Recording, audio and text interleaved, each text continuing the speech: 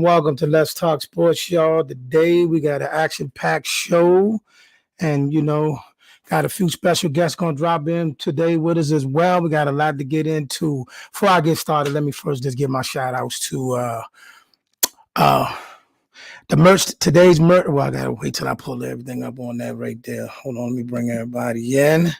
Bringing in my man Art Brad from Punch by Punch Boxing. Let y'all know he gonna type in, let y'all know what they got going on the clubhouse scene. Very good. Also, my man Brandon is tapping in. We got a few other people coming in. First, let me give my shout out. This is Let's Talk Sports, brought to you by TST Logistics, also Fierce Financial Group. Today, let me fix myself up here so y'all can see me too. You know what I mean? Today's merch. There I go. Today's merch is provided by no other than Gary Auntuanne Russell himself. You know what I mean? And my hat is provided by Defy the Odds Group. But while we got my man Art here, I know he got a lot going on. So tell us what you got going on over in the world, the clubhouse and Punch by Punch Boxing. Hey man, thank you for having me. First off, definitely like that merch, man. I might need to get with them so I can participate in that, right? It's looking good, you're looking clean. Appreciate it. We basically we're on Clubhouse and we wanted to come on there and get some people on to come and talk. Mainly everybody that's involved with the fight game, some veterans. We had some legends on there, and we got some young up and coming guys on there as well. Just tell the stories, maybe some of the younger guys may learn from some of the older guys, about the business, about fighting, about training, and all type of things. And then, for people that are just tuning in that may not have a supreme understanding of boxing, they can get some of that knowledge as well. So that's basically what it is, man. And we're just trying to keep it moving in that direction. Let people know about some of the guests that you done had on here, man. I mean, on your show, because you done had just about everybody on there. For those who don't know, we talking about Clubhouse, and the name of the group is Punch by Punch Boxing. Yeah, so we actually started out with Jeff Mayweather, and then came in, man, and gave us a lot of insight in terms of how he got started in his career, which was extremely interesting because we didn't know a lot of the stuff. We had Antonio Tarver, he was up next, and then Randall Bailey. We've had Tarver Jr. on there, Chop, and then James Lights Out Tony. We just recently had there, Christy Martin. So, and we got a few more people coming on. I think it's gonna work out pretty well so far. So we want to keep it moving and just stay working in a productive direction. Yes, sir. And for those that don't know, that your start time normally for your interviews is at 1:00, correct? Yeah. So we try to start at 1. And we had been doing it every Thursday, and then we started getting some, information on the back channel about this person may be interested, and they start piling up. So we had to, work around the people's schedule. As a matter of fact, we got Jahai Tucker coming in on tomorrow, and we had him scheduled for 1 o'clock. And I spoke with him today. He said, do you mind if we back it up? I really want to come on. I apologize. I said, nah, it's no problem. So we're gonna be doing having a conversation with him at 5 tomorrow. So we try to stay consistent on the time, but sometimes we have to work with the fighters, because especially the younger ones, man, because we want them to stay on their training regimen, and keep doing what's important. We can sit on here and talk anytime, but we want to make sure that they stay focused and do what they need to do so that they can get out there and have a good career. Once again, y'all, that's Punch by Punch Boxing on Clubhouse. They on listen, Clubhouse, the boxing scene on Clubhouse is lit. So whenever, if you ain't on YouTube and everything else, you can slide over to Punch by Punch Boxing over on the Clubhouse scene. Brandon, what's going on? And for those that don't know, Brandon is somebody that's involved in the fight business, behind the scenes, and the ins and outs and the business side of boxing. So, that's what we bring him in for to tap into. What's up, Brandon? Hey, what's up, guys? I got my camera off at the moment. I'm going to get it on here in a few minutes. Hope you guys can hear me. I'm trying to fix one little thing here, but thanks for having me on. And Art, definitely thank you for the Punch by Punch. It's actually, I chime in every time you have a show, and I really appreciate it. All right, let's get down with the get down now.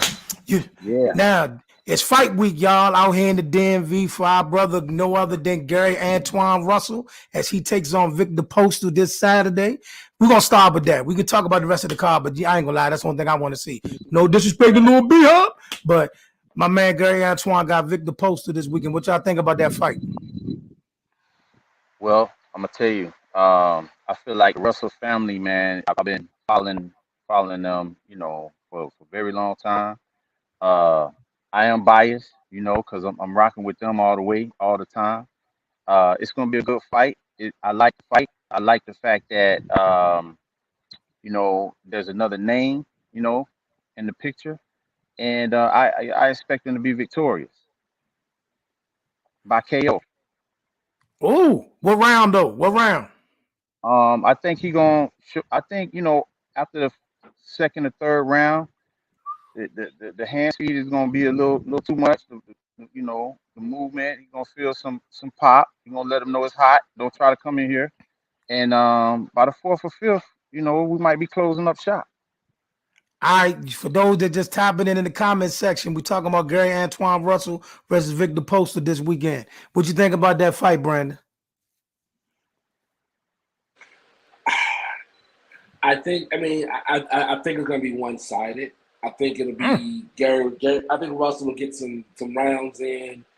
He'll get a little more experience, but I don't see Postol being much more than a good sparring partner, barometer of where Russell needs to improve. Wow. I just don't see him getting past. I just don't see him getting past. I don't see him challenging Russell at all. I think Russell will just be able to have some fun. I'll tell y'all what. If everything y'all saying is 100% accurate, you know what I mean? For real, I just take the victory. All we want is a W. But if he dominates like y'all say he's going to dominate, what I'm saying, that's a statement. Because Viktor Postol ain't just anybody. This ain't just anybody we saying he going to do this to. Viktor Postol has been in the ring with everybody. You know what I'm saying? Lucas Maltese, Josh Taylor, Terrence Crawford, Ramirez. He done fought them all, bro. And if you stop Viktor Postol, that's saying something. And I want it. All I want is the dub, though, Twan. Just give me the W. But if you get him out of there, oh, my God, we're going to show off in the DMV. Yeah, what I've been looking at, though, is I look at the fighters and how they progress.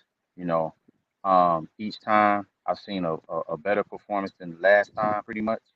And, we got a name in front of him now. And I think he's going to rise to the occasion and make a statement, because that's the game. That's what it is. I know we want the W, but hey, man, that kid is pretty good, man. I expect him to go a long way. All right. So We're gonna slide over to the Khan Brook fight. The results is in. He was able to get Amir Khan out there fairly easy. Looked like Amir Khan was pretty much hurt throughout the whole fight, and was just a matter of Kell Brooks, slowing him down and getting the stoppage. But what y'all think of the fight?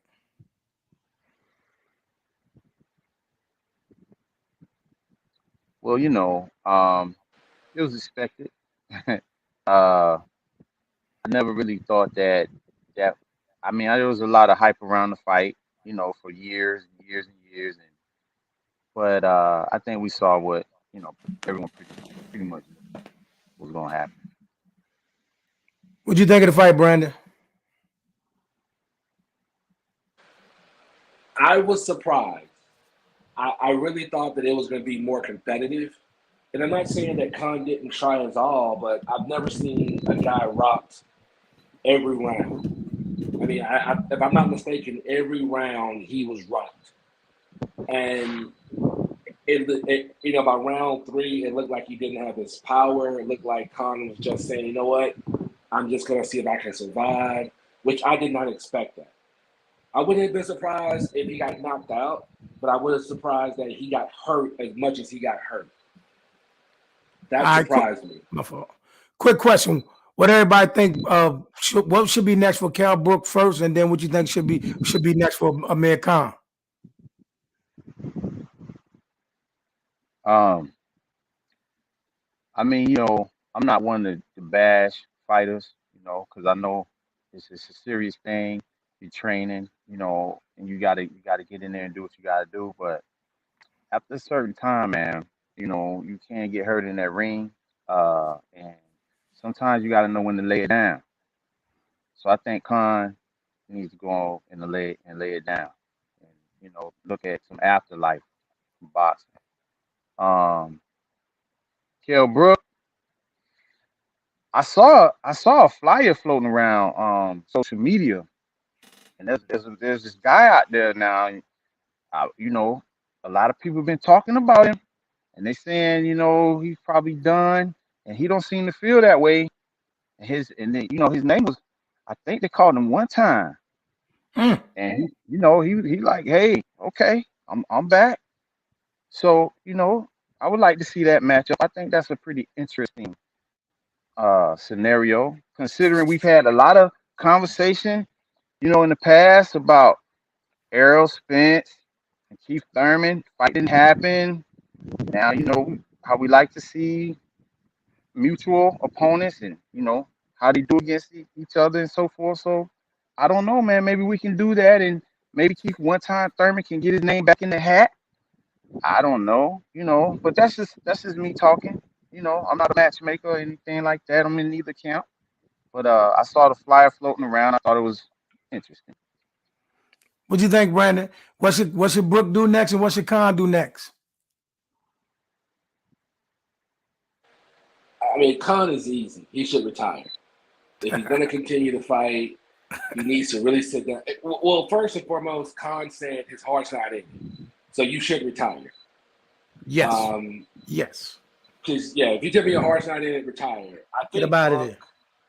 Yeah, I think Brook has one more fight left in him. Maybe him and is it Conor Ben, I'm thinking, at 147 or something like that.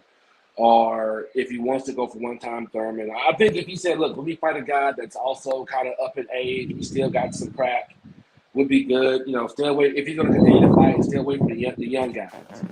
There's no point you fighting a young up-and-comer. I agree. I was about to say the same thing. I like the idea of Keith one-time Thurman if Keith is willing to do. If Keith deems it big enough time for him to put the time in. I like the idea of Keith one-time Thurman versus a Conor Ben or a Boots. I heard everything from Keith, the Boots, the Conor Ben, all that, and they was kind of politicking for him to say something to Conor Ben that night. So I can tell the UK definitely wants him to fight Conor Ben. Smoke, talk to me. What you think Kell Brook should do next? What should Khan do next? Well, y'all already know my feelings. I think we all fought and talked before. Basically, Amir Khan, I think he should hang it up. Facts. I think it's over for Amir Khan. Brook, maybe like a Conor Ben, maybe even like a Adrian Broner, maybe a Keith Thurman. But I really don't see Brook really in the ring with any of them top names again, because he's been with all of them. Okay. Yeah, I mean, listen, 9 times out of 10, he get in there with one of the young gunners, they're gonna get him out of there. Maybe he got a shot to make some stuff happen, you know, with Keith. I wouldn't mind seeing Keith Brook kind of in a Cal Brook. I wouldn't mind seeing that fight. It seemed to be interesting. 2 guys coming off, going in different directions. Who knows what may happen? I like to see that fight because I don't think neither one of them should get in there with the young gunners. Now, moving on. Bud Crawford recently made some statements the other day about, you know, he knows that Errol Spence definitely wants to fight, but he said the racial issues in the sport and the politics is preventing that fight from happening. Now, the funny thing about that is reaction to this. See, the Bud fans still don't want to hear it. They just want to. They want to know that. They want to know that Earl is afraid. And what's up, James? They want to know that Earl is afraid and so on and so forth. But Bud saying that that's the issue why the fight ain't happening. What's your thoughts on that? And let's go forth. How would you, Art? Look, you know, I would like to talk to Bud, you know, like one-on-one and get some crystal clear details on what he actually, you know, is saying. There are a lot of questions I would love to ask him about that. And if he says it, then I feel that he has the insight. And, you know, from what we've seen in other situations, you know, he's probably right, you know. So I would love to talk to him and really get some insight as to, you know, the specifics on what he means. Like, for example, what type of events are taking place. I know that there was a lot of you know, talk about the situation with Bob Merriam and, you know, and that type of thing. But yeah, man, I would have to agree with him. Let's go, Brandon. I know you got something to say. You know how I feel about it. I completely think with Top Rank, PBC, and now Crawford saying there's issues that are political and financial that are preventing the fight from happening. I'm gonna believe you on it because, you know, all 3 of these guys are not friends, so they don't have a reason to back each other up. I don't think it has anything to do with fear. I don't think Spence or Crawford are afraid of each other on any level. But I do think there are things that are there that are not helping make this fight. That's apparent. So I do think there's something that he has either seen or heard directly that makes him think, hey, this fight isn't going to happen this fight's not happening for a lot of reasons. So, and I totally agree with him. Smoke. Towards the things that he said, I believe it. Maybe not the racial part. You know what I'm saying? Because what could be racial between him and Spence? Y'all both black. But the politics, definitely. There's definitely politics stopping that fight. Politics been stopping the fight in my eyes. I don't think either one of them are scared to fight each other. I don't believe either one of them are ducking each other. I'm with Chicken. I think that I think that's a 50-50 fight in the ring. She You know what I'm might saying? type in Outside here. of the ring, paper-wise, Errol Spence the bigger fighter on paper. Errol Spence is the bigger fighter. But the fight definitely needs to happen. And I really don't think that the politics will really have anything to do with it right now, because Bud is a free agent now, so he can't blame Top Rank. You know what I'm saying? I doubt you could blame Al Heyman. I guarantee Al Heyman want to make that fight. That's one of the fights, if not the biggest fight in boxing today. Yeah, she might type in here in a few minutes, but listen, I stand everybody boxing to DC. Shout out to y'all. Y'all already know where I stand, and everybody in Punch by Punch Boxing Club know where I stand. I stand 10 toes down. The fight is happening this year, December 2022. Bud Crawford versus Errol Spence. So, I mean, with this, we got receipts. We already got receipts with the replays, but now y'all see me say it. It's going down December 2022. It's going down, and we're going to get it. No more the politics, no more the shenanigans. Speaking of politics and shenanigans, hold on. What'd you say? Neither PBC or TS could care less about the fighters. It's about control and of the contract holder.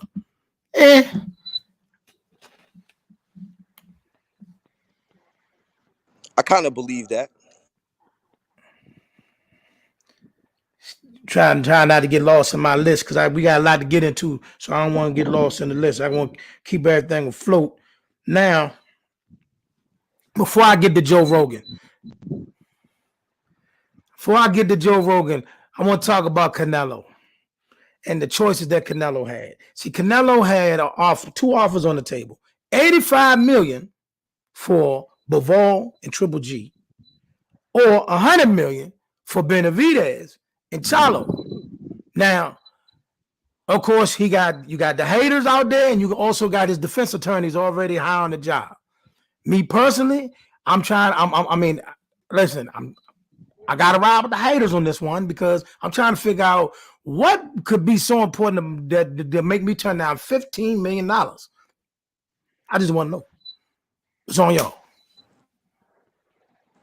If I could take the floor, another L on his record. You know what I'm saying? He knows that. I've always said it. I said it in Punch by Punch. I've always said it. Benavidez and Jamal are the two that, besides Boo Boo, Benavidez and Jamal are the two that he could lose to. Especially Jamal. He could lose to Jamal. Hold on, let me answer that. Nah, James. No. It's a real offer. He got $100 million. He had $100 million to fight Benavidez and Charlo, and then he had 85 for Bivol and Triple G. That's facts. That's a real offer. Go ahead, y'all. Yeah, I gotta agree. Smoke. Go ahead, Brandon. Oh no, sorry. I was gonna say I think the thing is, and I don't know if anybody ever asked Canelo what he wants. They made offers, but I think the thing is Canelo is looking at it as what do I want, and if he wants 85 million light heavyweight title, and I guess a trilogy with Triple G, then he's taking it. He's making a decision on what he wants. Now I do think it does factor into the level of competition, with Benavidez and Charlo. But I look at it as he made a decision and he just won whatever decision he made. I don't think for him it's so much about if I'm going to get paid the most. I think it's more about okay, where do I want to go? And if he wants to go a certain way, there you go. That's what I think. So hold on. Just so go ahead. I'm gonna let Art go first, then I come back to you. Go ahead. I think I don't think it's one thing. This is a business, and fighters have people around them that are gonna influence that thinking. But let's just look at what's transpired. Okay, you were at 54, right? The Charlos were up and coming. They were guys at that time. Let's do it. No, we didn't see that, right? Go to 60, go to 68. Still we not bypass Boo Boo, right? I mean, come on, we know what. Let's stop playing with this, right? We know what the challenges are. We know what the challenges are. There are two guys out there, and I'm gonna say three now with David that may bring that funk to Canelo. We know we know this, and now see really what's happening is Canelo is running out of room. He's running out of room. He's gonna have to fight somebody. He's seen Triple G, so we pretty much know what that fight is gonna look like. And that's very controversial. Some people say Triple G won. Some people say he didn't. We're gonna see like an extension of the other two that we saw. So we've seen that, right? I'm not saying I wouldn't watch it if they fought. I'll watch it, but we're gonna see it all over again. It's gonna be the same thing. So let's see what's happening with David, at least, right? Let's see what's happening with Charlo. Those are the fights because I think it's 75. I think going up to 75. I know what we've seen so far, but that may be a little bit more than he's gonna be able to chew if he continues to lobby up there. So 68 is I think in my opinion is a much better space. Charlo can come up. We can see that fight. Davis there. We can see that fight. Demetrius, we can see that fight. Three good fights. Let's hope the people around Canelo, right, give the fans what they really want to see. And I think that those are the fights that the fans really want to see because that's what we always talk about. Those names, those same names, always come up. All right, let me say this though, first and foremost. Now, Triple G is done. Triple G is shot. You know what I mean? There's no getting around it. He looked bad against Derevchenko. The two fights he had after that was even worse. He fought a fight. The last guy he fought, we didn't even know who he was. You know what I mean? And he couldn't even do nothing with the guy. The guy couldn't even put his 2 feet together. He couldn't throw a jab. He didn't have no power, and he's struggling to get him out of there. Took him like 8 rounds to get that dude out there. Absolute novice. So Triple G's done. Bivol, of the other light heavyweights up there, let me see. He might be slightly better boxer than Joe Smith. He is the least powerful of the 3 that's up there. You know what I mean? He said, why does Andrade's name enter the conversation? Because actually, the truth about that, James, is this. Boo Boo Andre was in line to fight this man multiple times. You know, he was in line to fight him at 154, and he was in line to fight him at 160. So we all know what happened at 168 and what that have you, but these are fights that he was in line to get multiple times. Now the problem with Boo Boo is it's clear that it's hard. Nobody wants to fight the kid. Benavidez is even backpedaling now. When he's going up to 168, he said he wants to fight Benavidez. That everybody said everybody was scared of. Now he backpedaling. His team acting like they don't want to fight him. What do y'all want Boo Boo Andre to do? If it's not that he's not asking for the fights, they're not giving them to him. For crying out loud, the DAZN offer is from Eddie Hearn, right? Eddie Hearn is Boo Boo's promoter. He got to give up Bivol and Triple G. He can't even enter Boo Boo in the conversation. What do you want the man to do? It's clear that I don't care what nobody say. No disrespect, man. Canelo, who he is, it's clear he's scared of the man. Let's stop dancing around it. He's scared of that man. You know what I mean? When Eddie Hearn came to him with the possibility of the fighters on the zone, he made sure that Boo Boo wasn't one of them. What you got, Matt? What's going on, man? How y'all doing, fellas? I'm listening. I just jumped in the room. Here's the list of the champions he faced in his career. We get that, James, but in this case, James, I got to ask you, what can a fighter do? Okay, he done showed up. I mean, no disrespect to Jamal Charlo and them, but he done showed up to Jamal's press conferences, called him out in his face. He came up to Canelo's press conferences. He called out Triple G. He went to his press conferences. Now he done went to 168. He's asking for Benavidez. Benavidez don't want to fight him. What do y'all want Boo Boo Andre to do?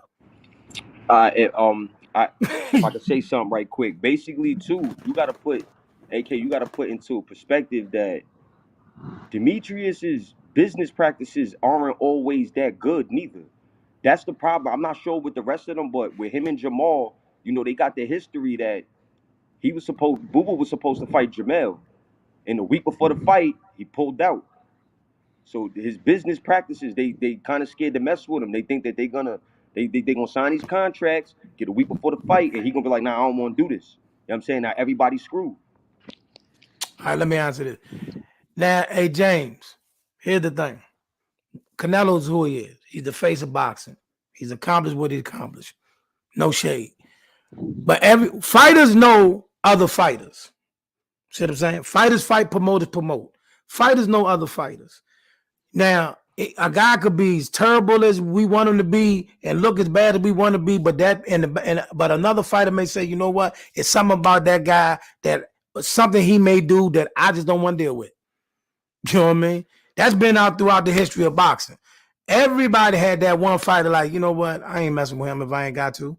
You know what I mean? Well, Oscar De La Hoya fought everybody. When he went to 154, he said, I'm not fighting Wingy right. You know what I'm saying? It happens. So, I mean. If I could chime in real quick. I'll go after you. Go ahead, keep talking. I'm sorry. Go ahead. Do your thing. Go ahead. Here's my thing with it. From a business perspective, when you have a fighter who pulls out of a fight, it's a bad look because that's money. That's I don't say it's ego, but it's like saying, for example, if Art had put money in to buy a car, and a week before I say, Art, look, I'm not going to sell you the car just because I don't want to sell you the car, not because something's happened. And that is a bad look in boxing. Guys pulling out of fights is never good. You know, the other day, Flats was saying about how he had to wait a year and couldn't get fights because guys would pull out at the scale. It's one of the most unprofessional things you can do, you know? So he is going to be, he's going to have a lot of punishment from it. I mean, plus he pulled out, talked noise, and he has not apologized for saying, look, I made a bad business mistake. I apologize for it. Can we move forward with it? He keeps blaming everyone else, and it's like you're the one who did and said those things. Now, I don't think anybody's afraid to fight him, but I think in his case, being that everybody seems to be backpedaling or not wanting to fight him, his best bet is just to continue to find whatever fights he can fight and keep doing those things. Yeah, I'm shocked by the Benavidez thing. That shocked Now me. hold on, y'all. Wait a minute. So he had an issue with Jamel back in the day. That was over 8 years ago, right? Right or wrong? Give or Right. take, yeah. All right. That's right. You telling me that they can't come up with a contract to say if this dude comes in overweight, this dude is late, this dude doesn't attend a press conference, this dude doesn't, if he pulls out last minute, they can't put that in the contract? What are you You asking though? telling me that after all this years, they can't figure these What are you things out talking about though? to make a fight happen Well, for real? talking about? well, Matt, it's not so much about. Here's the thing with him and Charlo, right? The whole Charlo thing. He pulled out, and because of whatever he thought he was going to have with Rock Nation, he talked a lot of noise about Al Heyman and PBC at that time. He cost Al Heyman money, and Al Heyman went out there and fought to get the fight on television. He put up his own money. He did a lot of things where it's not about if we put in the contract. It's like, look, I haven't given you a reason to act the way you acted towards me. And I don't know Al Heyman, but from I do know, most people who are in powerful positions like that, they don't forget what you've done to them. They may forgive you. They'll never forget that you did it. And I think it's one of those things where he has to understand that what he did was not it was years ago. It was only Jamel, and it shouldn't be something where everybody at PBC is bound by that. But it does appear that Al Heyman has not gotten past whatever Andrade did on a company level, and that's just kind of how it is. All right, so then how much blame do you put that on Jamal then for not trying to force a fight after all this time? Well, Because hold on, if you're talking about being unified, you're talking about taking it to the next level and putting yourself in a position to make yourself available for the Canelo sweepstakes. You got to start winning some buzz. We got to start doing something. Like, we can't let all of that from 8 years ago still play a role in what's going on today. That don't make sense to me. I check No, this out. you're right. I don't disagree with you. You're right. Check I this out. mean, I'm not the one who lost the money, so I don't want to talk. I know I'm talking from that perspective, but at the same time, like, come on, you put something in the contract. They may Amir Khan just put in the contract for if Brook came over anything over 149, he's gonna be heavily penalized, and they took them 10 years to make that fight.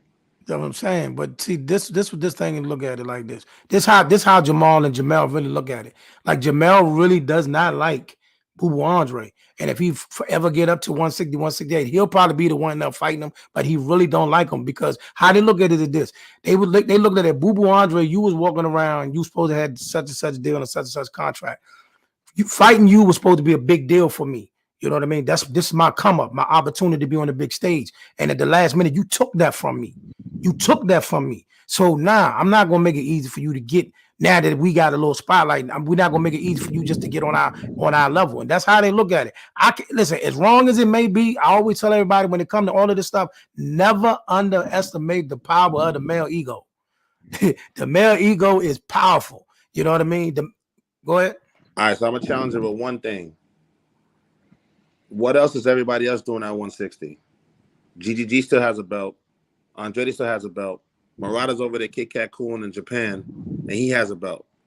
If you're telling me that, if you're saying that to me, and he's unifying with other people, and he's icing Boo Boo out because of that, cool.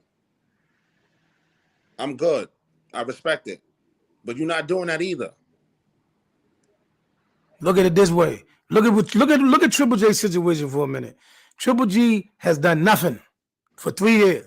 Agreed. Nothing. Agreed. Look like trash and could end up with a Canelo fight and get a bag at the end of next year. Nothing. Politics real.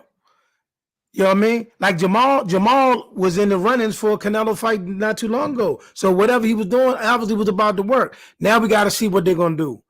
You know what I mean? Somehow, some way, let Boo Boo fight Benavidez. Benavidez team got to come to the table and make that happen. Now Charlo got to find a legit opponent at one. If Triple G is gonna fight Canelo, then this dude Murata needs to fight Jaime Munguia. One of them need to fight Charlo. What you got, Art? Yeah, listen, I want to go back to what John was saying about the 19 champions and Demetrius fighting 0. That's my man James. Oh, that was James. Okay. I mean, well, that's even more reason to fight then. Because let's look at the other people that Canelo has fought. When he was going all to England, how many champs had they fought? You understand what I'm saying?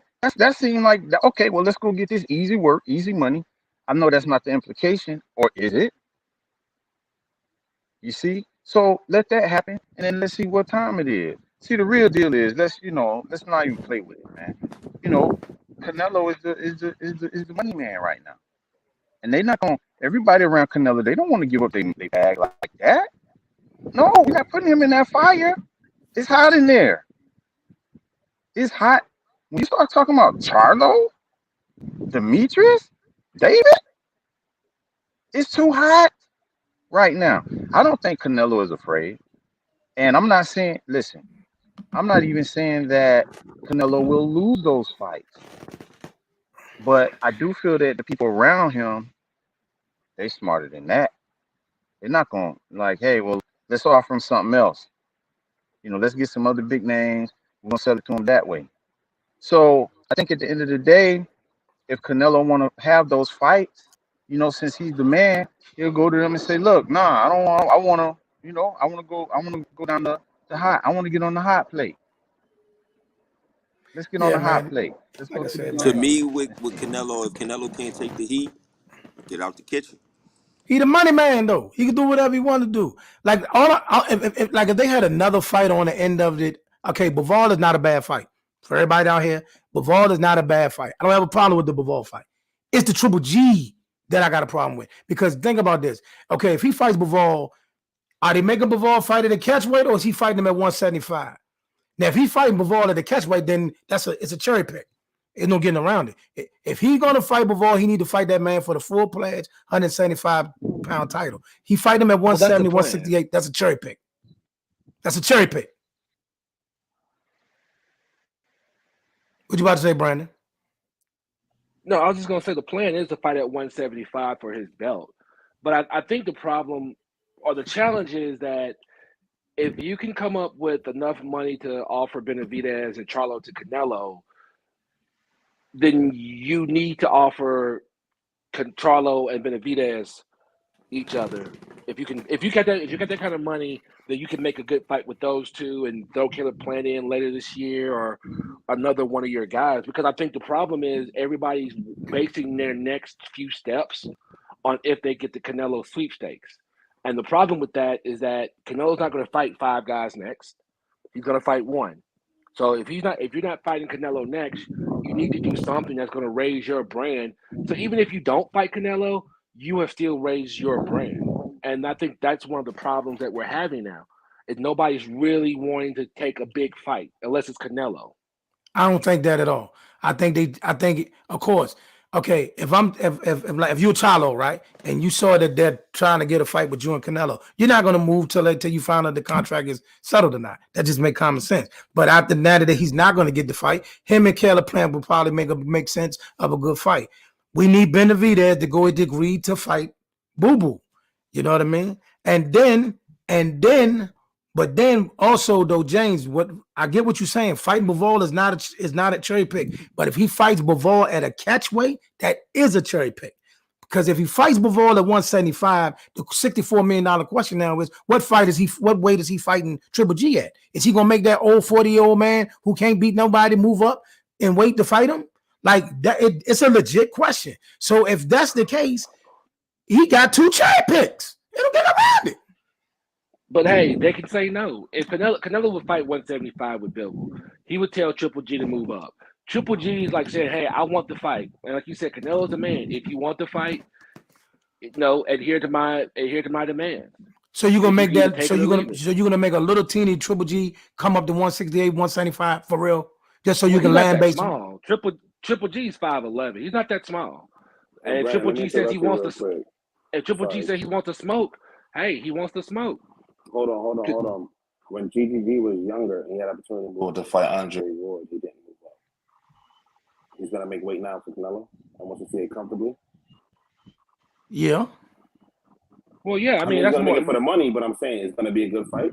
But he had the opportunity to fight Andre Ward before, and he turned it down, didn't he? I don't know if he had the opportunity. They talked about it, but the thing is, if he fought Ward, he wouldn't have made nowhere near the money he's gonna make for Canelo at 168. Thank you, James. I know that. He ain't fight nobody over 160. I know that. He'll do it for Canelo for the paycheck, but it's not gonna be a good fight. So is that I could care. All I care about is the fight gonna be competitive. No. Triple G has 0 shot. Triple G can't beat anybody. I don't even know if Triple G can beat Jaime Munguia right now. I don't know if I would say that. I think at 168 he might be okay. Jaime Munguia, from what I saw Saturday, he has a lot more that he needs to work on. Of course.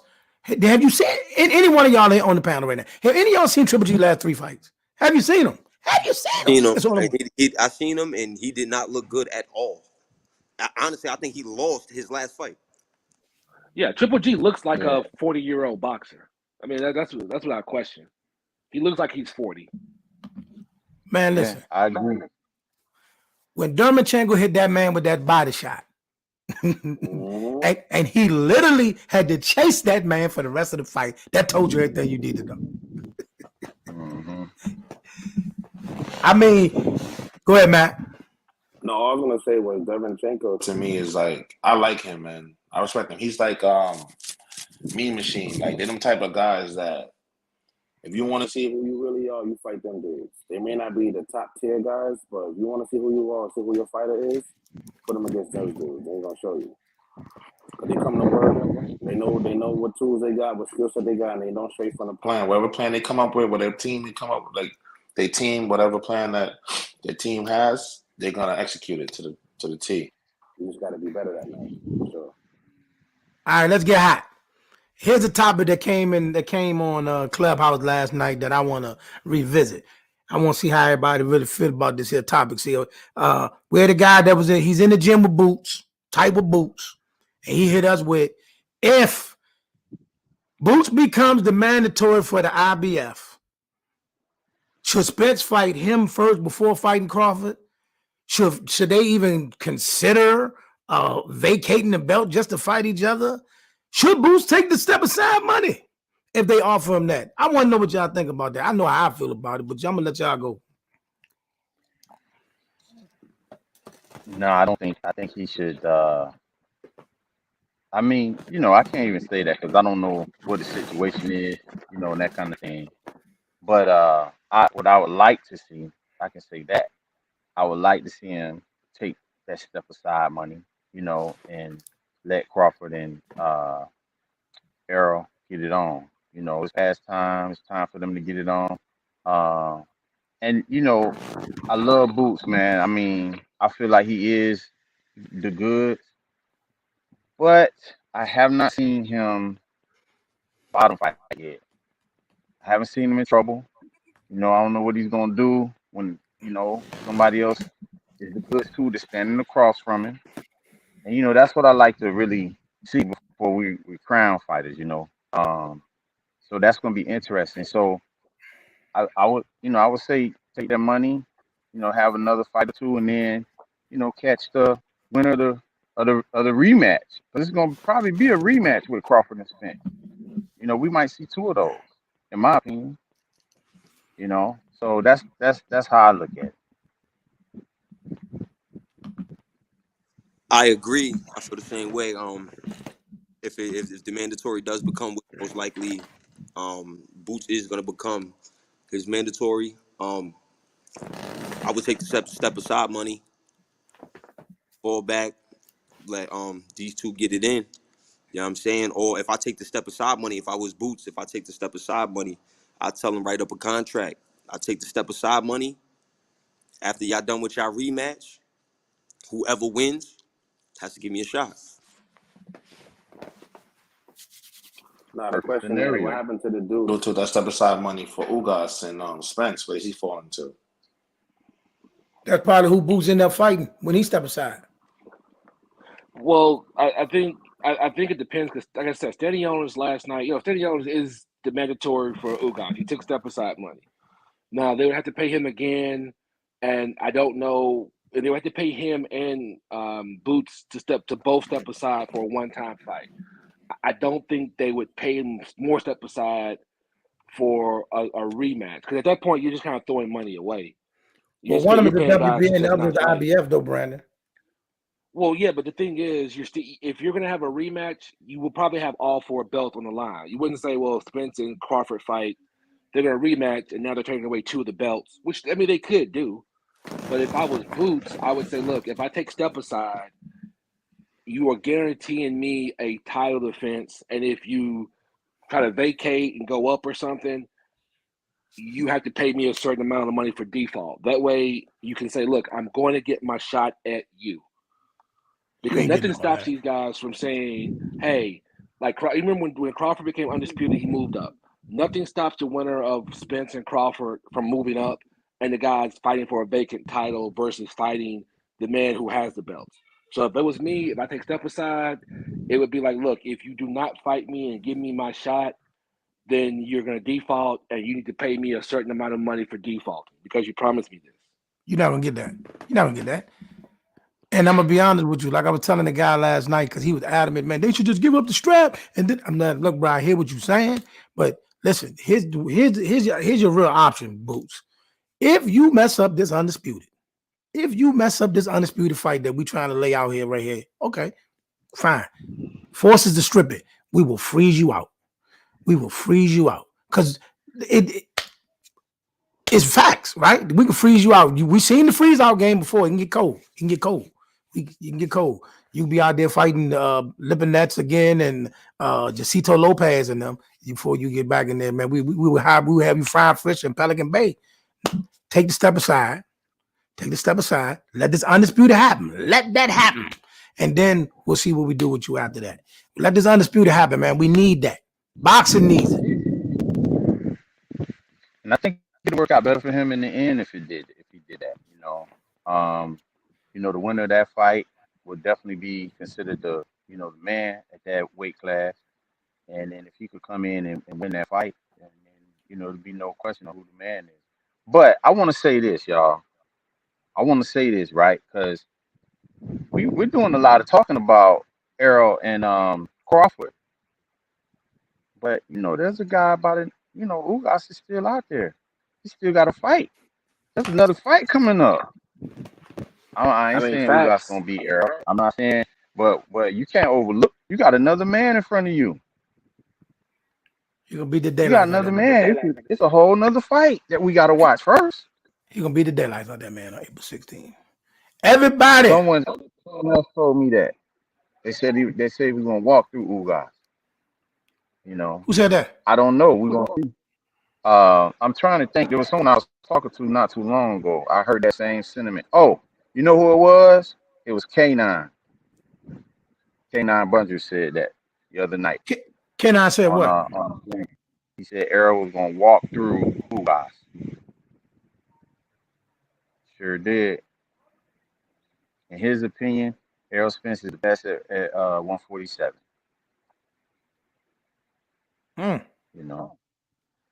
And I said that, and my response to him was that he could be right. I wouldn't be surprised if it did happen, but I don't know if it's gonna happen like that because it's another man. We got to see. It's one of the things we got to wait and see. I just don't like putting the cart before the horse. All right, what I can't tell y'all is this. I seen some footage of how Earl looks in this training camp, and Ugas in for it. You know what I'm saying? like it looked like all the talk, all the banter, all the noise, it done lit a fire in him. Like I think he is focused as we've ever seen him be. You're gonna see a sharp Earl Spence that night. And I don't know how Ugas gonna survive. I just don't. Just tell me what y'all think about the fight, Joe. I don't know how Ugas gonna survive.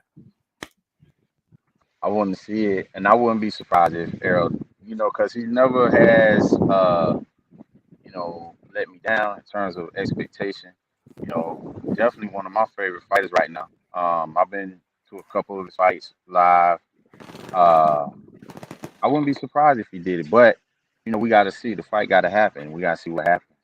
I think, but see, this is the other part of it, right? Ugas is gonna come to fight.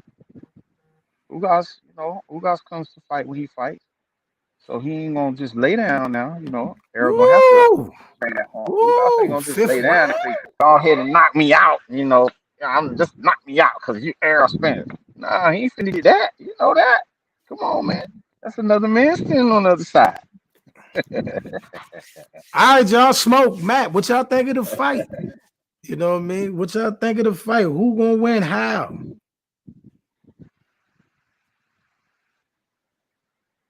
By KO. KO. I got Errol by KO. And but my thing is, I said it on my channel.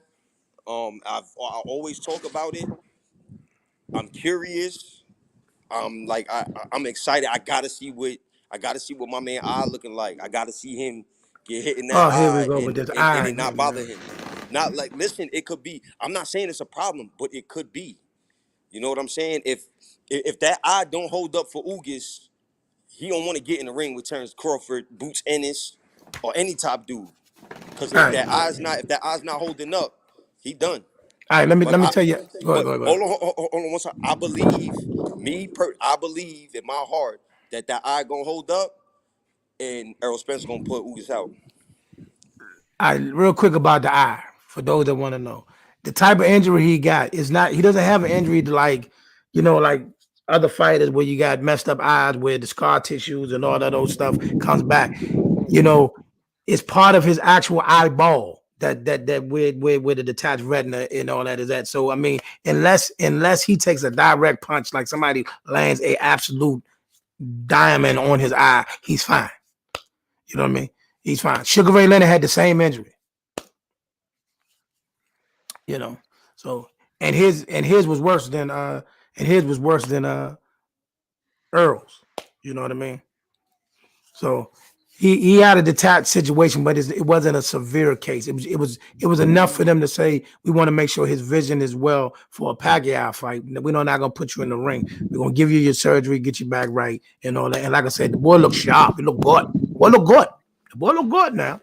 Check out some of them training segments where everybody look good in training, but he look good.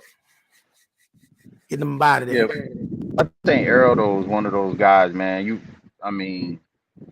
Maybe been one or two times. It was a little stretch where when you were looking at him, outside of fight time, he was always in shape, and I think he got back to that mode anyway, So I'm excited, man, to see that fight, and afterwards, should Errol be victorious, I'm definitely gonna be tuned in to see what happens with Big Bud and Errol. So there it is.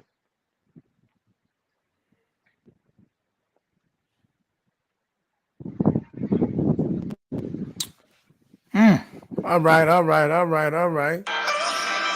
Get out of here with that. All right.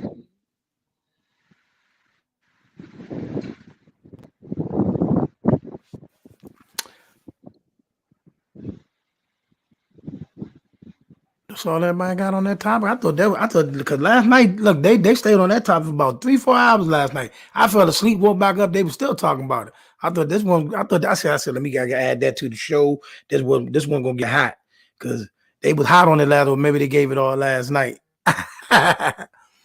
But I definitely think, like I said, I definitely think Earl getting him out of here. I don't see it happening in the early parts. I see him getting him out of there about maybe the 8th round. You know, Ugas gonna try to, you know, box with him a little bit, but I think after like in the second half of the fight when Earl started walking him down, I think Ugas gonna be able to stop him, keep him off him. That's why I just don't see Ugas defense being good enough to keep Earl from landing the shots he want to land when Earl start pressing him. Get behind that high guard, start walking him down, hitting that body, gonna get ugly. Gonna get ugly. I Has agree. I Ugas been 100% stopped agree. before? Huh? Has Ugas been stopped before? He been beat before. Let me check it. Let me check how he lost. Nah, he's never been stopped. I don't think he's never been stopped. But he's I been want to beaten. say Amir Khan stopped him. I want to say it. Hold on, let me find out. I want to say Amir Khan stopped him. Let me find out though. I will find out for him. But I want to say Amir Khan did get him out of there. I want to say. Could be wrong. Could be wrong. Let me check here.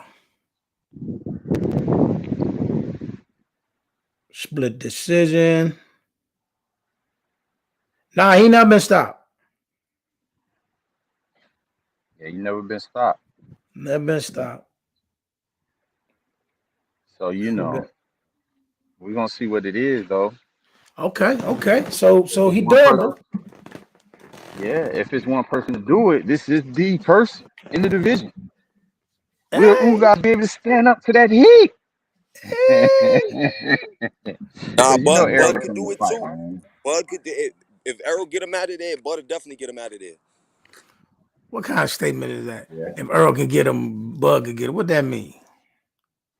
Yeah, I mean, he putting Bud on the same level with Errol, and which is we gonna find out if Errol does stop Ugas, if Bud Crawford and Errol Spence are on the same level, or you know who's better than the other. That's what we Oh want. man. Come on, James. He'll be 36 when he get in the ring. Who Ugas?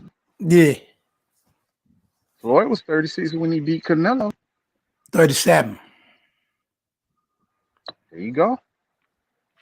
But Ugas is definitely far from Floyd. Speaking of that, hold on. We know this. You just made me stop it. Here's something I want to bring up. And a lot of people gave me flack for this, but I stand 10 toes down on this statement. Now, after Ugas happens, and in December 2022, when Earl Spence fights Bud Crawford, right?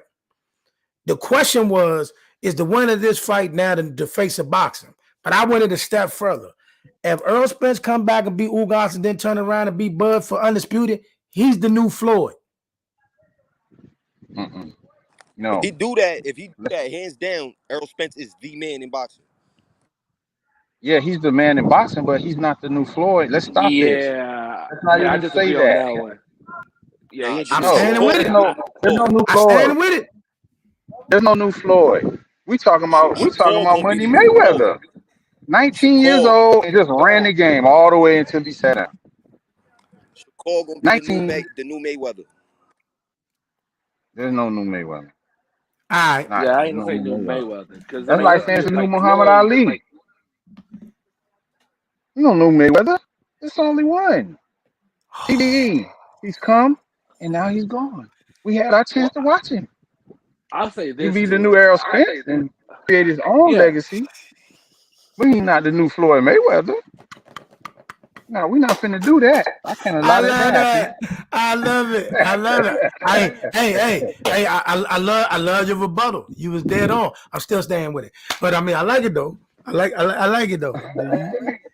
You valid. You Shakur's gonna solid be with the it. new Mayweather. It ain't gonna be Errol Spence. Stop it. Oh my God! I swear.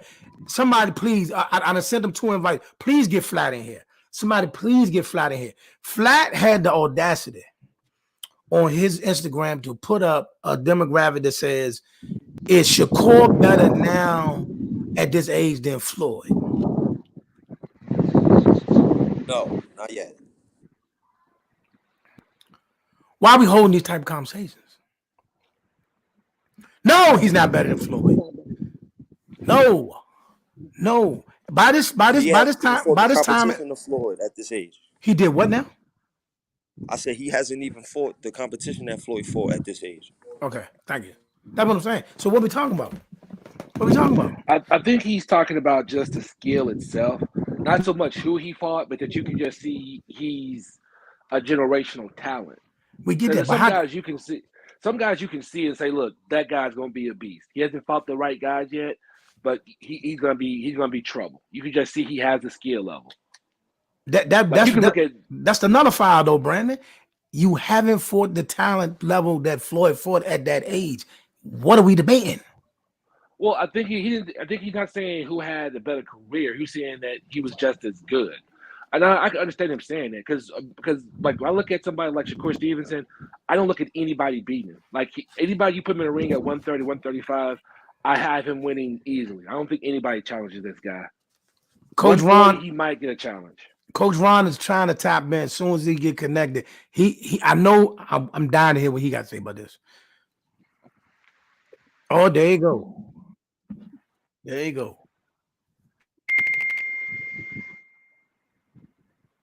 Coach Ron Sims. Coach Ron Sims, if you can hear me, you are officially on the Budweiser hot seat because the question that came upon from David Flat Sparks was: is Shakur at this age better than Floyd Mayweather at this age? Don't do it, Coach. Go ahead. Yes, he is. Yes, he is. Yes, he is. I'm sorry. I'm sorry. I think so. I think that he is. No, Coach. No, you're not gonna do that. You're not just gonna say I think that he is. Now you gotta give us some information. Now I know Shakur, your man. I know that's your guy. But please tell me why you think he's better than Floyd. Man, hey, this guy is on a whole nother level, man. And I'm telling you guys, look, if you get in there with this guy, God has blessed him with another sense, man. I'm telling you, he got a whole nother sense. It's like a radar. That's what I have experienced. You know, this was back in what was it, 2014, 2015. You know, just being in there with the kid, and I'm like, man, and at that time, I've been in the amateur program for a long time, and I go all the way back. I go back to I always say I go back to '89. I don't mess with '88 because I wasn't around Roy a lot. I wasn't around Roy a lot, but I know Roy was special. But I seen all the special ones come through. I mean, all of them. Ricardo Williams, Zab Judah. It's been a lot of them. But Andre Ward, Earl Spence. I think he got something. I mean, he's just different from all of them. He's the best that's come through the program since '89. I think that's what I see. Matter of fact, you was on the same team with Floyd, right? I was on the team in '96. And ladies and gentlemen, I mean, those in the audience and boxing in DC, I want y'all to realize now, as we go through this, this is Coach Ron Sims. He was part of the '96 Olympic team. So I'm gonna stand down. I don't agree, but I'm gonna stand down with his assessment of Floyd and Shakur because he's seen them both at this age, personally, physically in front of him. I don't agree, but I'm gonna ride with it. I'm gonna let you know. You get that on. AKA, this is not putting Floyd down in no way. I know. Not putting in no type of way. This guy is he's different. I mean, when I say different, also, I mean, it's when somebody says that boxing is their life, you think, you would say, okay, Floyd, it's a lifestyle for Floyd. But with this kid, it was his life. Let me tell you a story real quick. As a youth, this kid went to, I think it was it was Belgium. He was in Belgium for a world championship. This kid fought 6 bouts and won best boxer, won the championship. Hopped on the plane, flew to New Jersey. Next morning, jumped on the train. You muted yourself, Coach. Took him down to Union Station. I picked him up at Union Station. Go work out, and then go fight in the Golden Gloves. I'm like, what? I'm like, this kid is crazy. He just got through fighting 6 times. I mean, 6 times in a week's time. Catch a plane, which is, you're gonna have some jet lag or whatever. Next morning, get on a train and then go to the gym, lose a couple of pounds, and then go fight in the DC Golden Gloves. That's when I said, okay, this dude is different. This dude is very different. Speaking of so Shakur, Coach, go ahead, Ron. I'm with you, AK, because Coach, you seen both of them. You were there, So, and it's always good when we can have somebody that can add that type of validity to the record and say that, So I think at this point, we have to see how the professional career turns out. Shakur is tremendous, man. I was just looking. So like we were talking about Crawford the other day, and about him having that switch, that he can turn on. Watching Shakur, I agree. Like he has this. It's something about him. It's another gear. It's his understanding. You look at his spacing. I mean, he does a whole lot of stuff almost perfect at times. So real exciting fighter to watch. I'm really excited about his career too. But it's interesting for you to say that because you saw both of them up close firsthand. So we got to take that. We got to take that, add that to the record, and say this is what it is. Coach Ron Sims said it, y'all. That's it. Yeah, man, I gotta roll with him. Because his experience. I don't agree. I stand what I stand, but I mean, you've been there, so I'm gonna let it go. Yeah, you know how it is. But listen. Real quick, Smoke and Matt. I need y'all to cam up for just 2 seconds for picture purposes, for scenery purposes. There y'all. Oh, look. Oh, what? Brandon is on cam. Look out. Come on, Matt. I need you to cam up, y'all. I need this for promo purposes. You know what I mean? So I'm gonna go around the room. I'm gonna start with Art. You know what I mean? Anything you want to say, like topic wise, or anything you just want to put out there, go ahead and put it out there. Then we're gonna go to Brandon, then the coach, then the Matt, then Smoke. Let's go. Yeah, first off, man, I'd like to thank you for having me on here, man. And it's really nice to get together and speak to people about boxing. I love it. Even if we disagree on topics, we still talk about it. And at the end of the day, it's all cool. Errol, I do think he's gonna win that fight, but I don't think he's gonna walk through Ugas. I don't think Ugas gonna say, Errol, come on, get me, because you're Errol and I'm Ugas. So we're gonna see what happens there. But and everybody, man, who's watching this, just tune in to Punch by Punch, boxing on Clubhouse. We got some people coming through. We're gonna be talking to.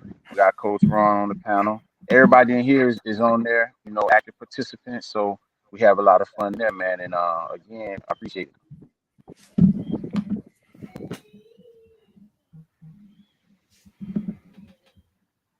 Are you ready for me, Apostle? Of course, we're ready for you. Oh, okay. You didn't give me the signal, so I wasn't sure. My bad.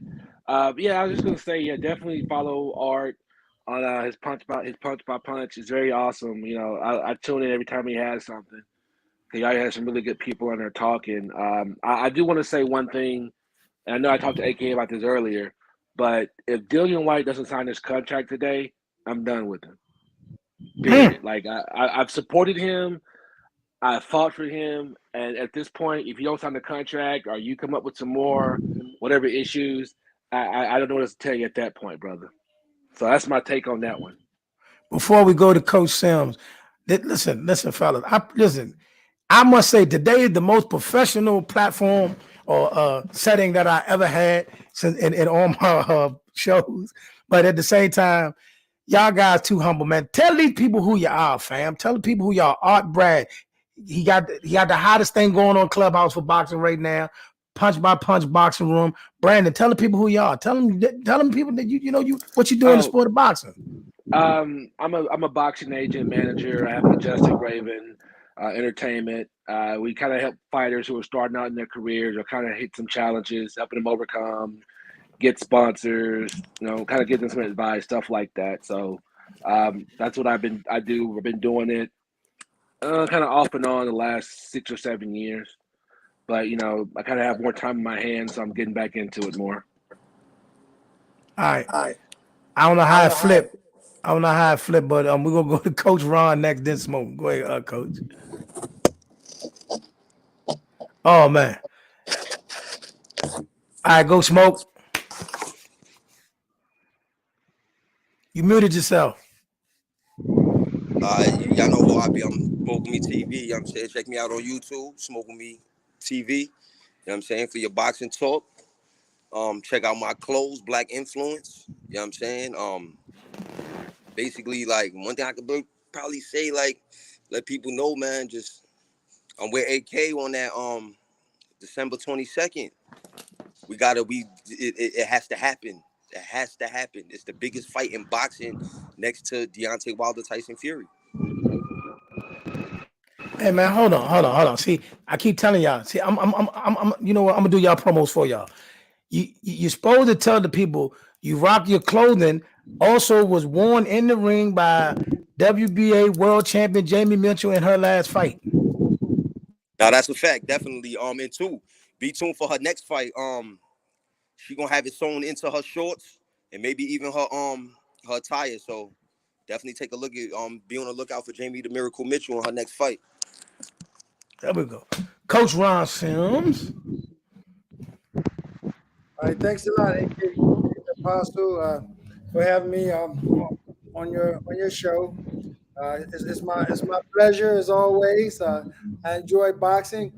I ain't gonna let you down. I consider myself as one of the best boxing minds in the world. So, is that good for you, AK? Yes. But tell the people, man, you part of the '96 Olympic team. Talk to them. The people you train, talk to them. I've been around amateur boxing for quite some time.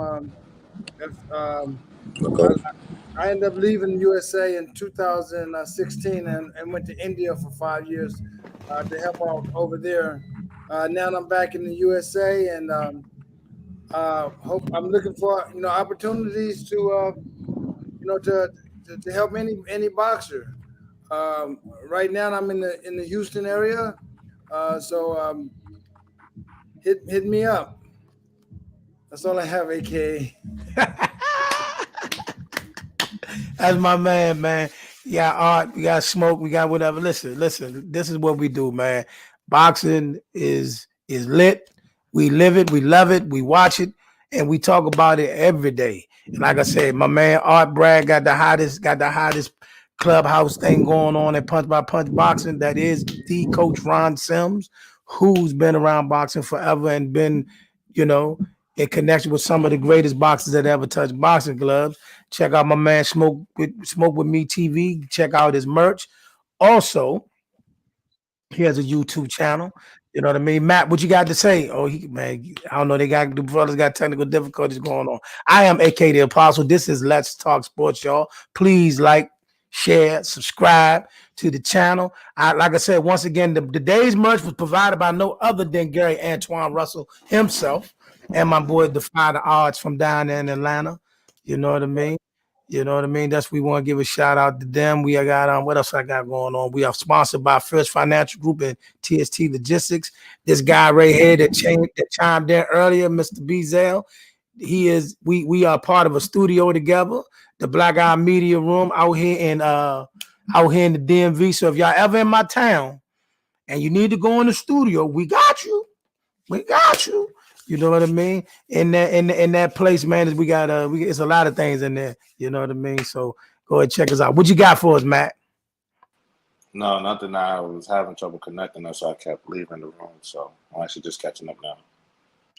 All right, but you know what is what we doing? We went around the room. Is there anything you want to say about yourself? Was any topic you want to address? Anything right now? Go ahead and say it to the cam while we got you, my brother. Nothing. I'm good, man. I appreciate you letting me up. I'll All definitely right, be back though. I appreciate it. Thank you. that's one ugly hat. I'm gonna tell you that. That's one ugly hat. I was gonna say something about the hat too, but That's one Come ugly hat. on now, man. You, New York, stand up, man. Don't do that, Apostle. You've been trash since Patrick Ewing. Now it's cool, but You've been trash since Patrick Ewing. Am I lying? Am I lying? Have you been trash since Patrick Ewing or not? Listen. Yo, man, When the Wizards, baby. thank you, Smoke. You've been The garbage since Wizards, Patrick Ewing. you don't even rep the Wizards, so please don't talk to me right now. Thank you, sir. Hey. That's all I gotta say. You not even repping your home team. You talking about when you come to my city, but you're not even repping your team. Please, thank you. Okay. That's the best you can do. That's not gonna get out of here. The Knicks is trash. They're trash. You know they're trash. You don't even like them. You know what though? You know what? Speaking of why I got y'all New York guys and we talking about the Knicks, y'all didn't. You didn't even let Patrick. You got Charles Oakley thrown out. You wouldn't let Patrick Ewing in. I mean, what kind of organization y'all running? Let me tell you what's going on. See, what happened is if you're a real Knicks fan, if you want to get involved in our culture, you have to know what's going on. If you know, real Knicks fans don't mess with James Dolan. We don't rock with the owner, but we still rock our team. It's in our blood. But we don't rock with the owner though. We want him to sell, but he will not sell because he makes too much money off of the Knicks. Okay. Thank you very much. So I need you to stay out of Knicks politics. Thank you so much, sir. I don't want no part of the Knicks politics or nothing to do with them. I don't want nothing to do with them. Best bet to believe that. All right, y'all, man. Listen, it has been an absolute pleasure. You know, I thank everybody for coming through, man, tapping in, man. I do this normally every Monday at 3 p.m. You know what I mean? But I just wanted these guys to come through today, man, because, you know, we've been chopping it up lately, man, and I know they had a lot to share and put out there. So I'm going to say ready at this point because my wife, I got to go. You know what I mean? Y'all know how it is, man. You know what I mean? I'm on restriction this week. You know what I mean? But it's a good thing, man. About to take the wife and the babies out for a little while, man, to have a good time. Be safe, be square. Real quick, let me say one more thing. Yeah, be on the lookout for some interviews on Smoke With Me TV from Eric Belcher, Big Basquiat, Delian Parsley, and Jamie the Miracle Mitchell. All right, man. Listen, share the love. Listen, as we do this, man, look, any connect you got, I got. Any connect, let's share the love, man, and support one another, man, to keep this thing building. I think that this is a beautiful thing that we got going on in the boxing world, man. You know what I mean? And see y'all at the fights. Love. Yes, sir. Peace. Salute. All right, champions. That's easy. All right, boss. All right.